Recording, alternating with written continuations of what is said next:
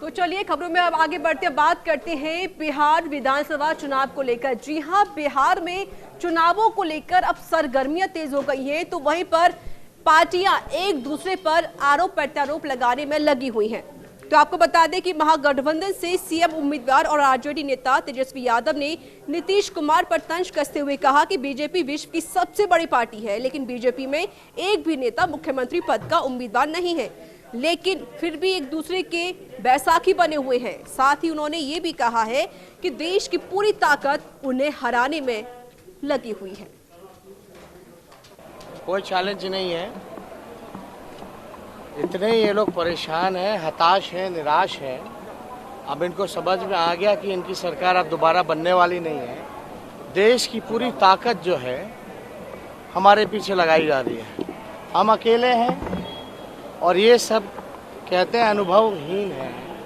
तो हम तो इतना कहना चाहते हैं, हम तो एमएलए भी रह लिए, डिप्टी सीएम भी रह लिए, विपक्ष के नेता भी रह लिए। इसी 5 साल के कार्यकाल में मेरा जो अनुभव है 50 साल का हो चुका है। और दूसरी जहाँ तक बात है, मुख्यमंत्री पहली बार चुनाव लड़े थे 85 में, 90 में मंत्री बन गए थे। उनके पास कौन सा अनुभव था? और जब हमारे पास अनुभव नहीं था तो उन्होंने डिप्टी सीएम क्यों बनाया?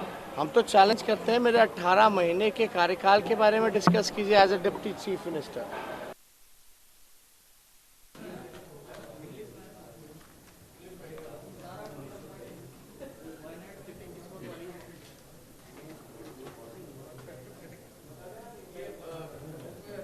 तो बता दें आपको कि यहाँ पर तेजस्वी यादव ने नीतीश कुमार पर हमला बोला है और उन्होंने साफ तौर पर कहा है कि जिस तरीके से बीजेपी हालांकि सबसे बड़ी पार्टी है, लेकिन बीजेपी के पास कोई भी ऐसा नेता नहीं है जो सीएम बन सके।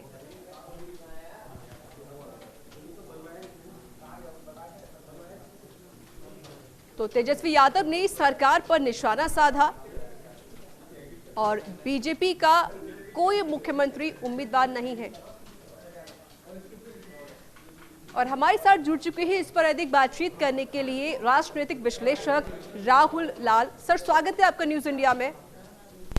शुक्रिया ऋचा जी। जी राहुल जी, लगातार देखा जा रहा है कि अब बिहार में विधानसभा चुनाव नजदीक आते जा रहे हैं, सरगर्मियां तेज हो गई हैं, सियासत हो रही है और जिस तरीके से आरजेडी नेता तेजस्वी यादव ने साफ तौर पर सरकार पर हमला बोला है, उन्होंने ये भी कहा है बीजेपी के लिए कि बीजेपी के पास ऐसा कोई भी उम्मीदवार नहीं है जो मुख्यमंत्री बन सके। क्या कहेंगे आप?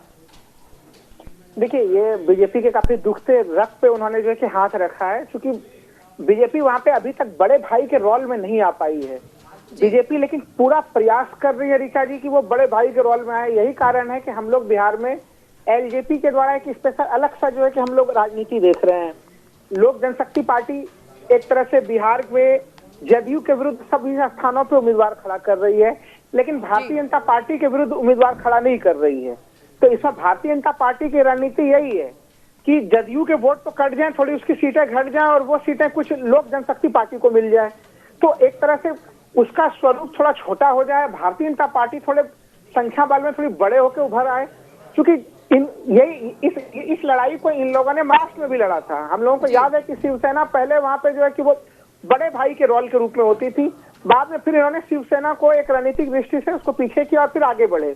लेकिन अब तक बिहार में भारतीय जनता पार्टी को इस तरह की सफलता हाथ नहीं लगी है और तेजस्वी उसी की तरफ निशाना कर रहे हैं कि आप नीतीश कुमार को आप मुख्यमंत्री का कैंडिडेट बना रहे हैं, लेकिन क्या भारतीय जनता पार्टी जो इतनी विशाल पार्टी है, क्या उसके पास अपना कोई मुख्यमंत्री का उम्मीदवार नहीं है? भाजपा की तरफ से बार बार ये चीज स्पष्ट तो जरूर की जा रही है। बिल्कुल राहुल जी, जिस तरीके से लगातार चुनाव आने वाले हैं, उसी तरीके से जो पार्टियां हैं एक दूसरे पर आरोप प्रत्यारोप लगा रहे हैं। बहुत बहुत शुक्रिया अधिक जानकारी देने के लिए और हमसे बातचीत करने के लिए।